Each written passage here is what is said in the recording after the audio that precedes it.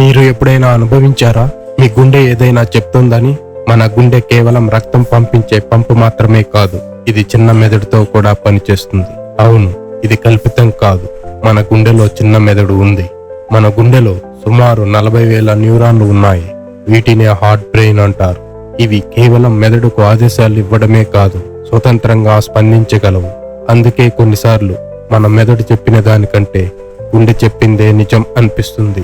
Heart brain అనే ఈ చిన్న మెదడు మన భావోద్వేగాలను గుర్తుపెట్టుకుంటుంది. ప్రేమ, బాధ, ఆనందం ఇలాంటి అనుభూతులను మొదట హార్ట్ గుర్తిస్తుంది. కొన్ని ముఖ్యమైన నిర్ణయాలను కూడా గుండె ప్రభావితం చేస్తుంది.